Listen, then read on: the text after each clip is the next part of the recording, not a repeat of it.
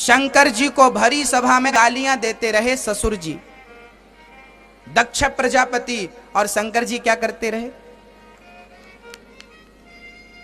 मैया आपको कोई गाली दे तो आप क्या करोगी? बोलो। ऐसे हंस दोगी जैसे यहां हंस रही हो? नहीं हंसोगी ना, गुस्सा आएगा। पर शंकर जी को गुस्सा नहीं आया, क्रोध नहीं आया। शंकर जी समझ रहे थे ये मूर्ख है, तो क्या इस मूर्ख के सामने मैं भी मूर्ख बन जाऊं?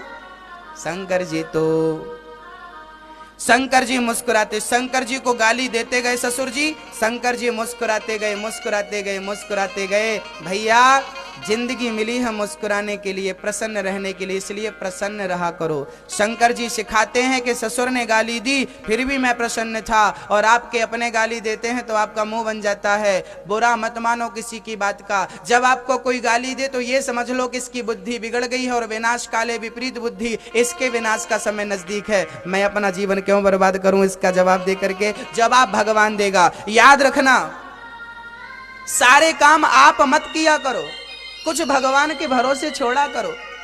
आपने मुझे गाली दी, मैं भी आपको दिया हिसाब बराबर, लेकिन आपने मुझे गाली दी और मैं चुप रह गया तो केस भगवान की अदालत में पहुंच गया। और जब उसकी अदालत में पहुंचता है ना, तो हिसाब किताब वो करता है। जब तुझसे ना सुलझे तेरे उलझे हुए धंधे, तो भगवान के इंसाफ पे छोड़ दे ए बंदे, वही तेरी मुश्किल आसान करेगा। जो तू ना कर सका वो भगवान करेगा। जो निर्णय हम नहीं कर पाते वो निर्णय परमात्मा करता है। इसीलिए आप छोड़ दो, आप टेंशन मत लो, जो परमात्मा करेगा अच्छा करेगा, उसके भरोसे छोड़ दो, भूल जाओ। किसी ने आपको गाली दी, शंकर जी भूल गए ससुर जी की गाली को, लेकिन यहां बात खत्म नहीं भई। ससुर जी श्राप दे दिए, आज से तुझे यज्ञ में भाग नहीं मिलेगा। यहां बैठा बैठा मुस्कुरा रहा। अच्छा, शंकर जी को गाली मिल रही थी और शंकर जी मंद मंद मुस्कुरा रहे थे। आपकी सास ना गाली दिया करे तो आप भी मुस्कुराया करो। मैया आप नहीं मुस्कुराती हो?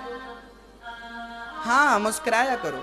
सास गाली देना तो बहू को मुस्कुराना चाहिए, बहू गाली दे तो सास को मुस्कुराना चाहिए। गाली के बदले गाली नहीं देना चाहिए। क्यों? क्योंकि बताओ, आपको कुत्ता काटता है तो क्या आप भी कुत्ते को काटते हो?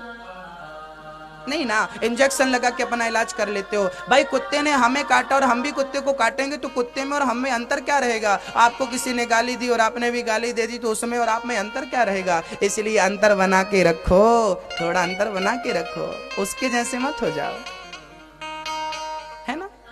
और मैं तो कहा करता हूं कि मेरी बहनों को ना एक पुड़िया रखना चाहिए। हाँ, बहुत काम की ये पुड़िया है, मैं हर कथा में बांटता रहता हूं। ये पुड़िया हमारी बहनें लेती भी हैं। महाराज जी कौन सी पुड़िया? एक बहू आ गई मेरे पास, गुरुजी मेरी सास बहुत गाली देती है, कोई दवाई दे दो। गुरुजी सास बहुत गाली देती है, कोई दवाई दे दो। मैंने उसको कागज की एक पुड़िया बनाई और पुड़िया बनाकर उसको दिया। मैंने कहा जब तेरी सास गाली देना तो इसको अपनी दोनों दाढ़ों के बीच में यहां दबा लिया कर। बोली ठीक है। उसने पुड़िया ले जा करके रख ली और जब सास गाली देने लगी तो पुड़िया अपने मुंह में दबा लिया। सास ने 1 घंटे तक नॉन स्टॉप प्रवचन दिए। बहू पुड़िया दबाने में इतनी बिजी थी कि कुछ बोल ना सकी। सास को लगा कि आज मैं अकेली भौंकी, ये क्यों नहीं भौंकी? हो सकता इसको सुना ही ना पड़ा। दूसरे दिन सास ने फिर बहाना ढूंढा झगड़ा का, फिर बोलने शुरू भई। बहू ने फिर पुड़िया दबाई। सास बेचारी आधा घंटे में थक गई, अकेली कब तक चिल्लाए? भौंकने का मजा तब है जब सामने से रिस्पांस मिले। तीसरे दिन सास ने फिर चिल्लाना शुरू किया, बहू फिर पुड़िया दबाई। बेचारी 15 मिनट में ठंडी पड़ गई। और चौथे दिन तो 5 मिनट में, और 5वें दिन तो गजब हो गया। 5वें दिन सास पहुंच गई, बेटा बेटा तुम मेरी बहू नहीं हो, तुम मेरी बेटी हो, गले से लगा लिया। बहू दौड़ी दौड़ी मेरे पास आई, गुरुजी आपकी पुड़िया ने कमाल कर दिया। क्या दिया आपने? मैंने कहा देख क्या है उसमें। देखा, बोले गुरुजी इसमें तो कुछ नहीं है। मैंने कहा कुछ था ही नहीं, मैं कोई भभूति थोड़ी देता हूं।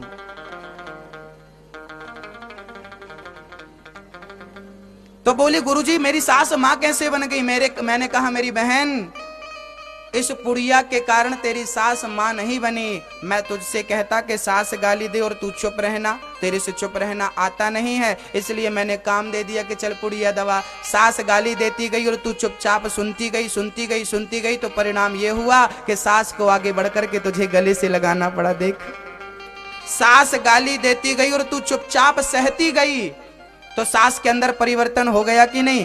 याद रखना, संसार को परिवर्तित कर देना ही आपकी महानता है, आपका बड़प्पन है। संसार को बदल देना, स्थिति परिस्थिति को बदल देना, सोच को, विचारधारा को बदल देना आपकी महानता। मत दीजिए गाली, चुपचाप रहिए, सुन लीजिए, बर्दाश्त करिए, गाली सहन कर लीजिए, महान बन जाएंगे आप।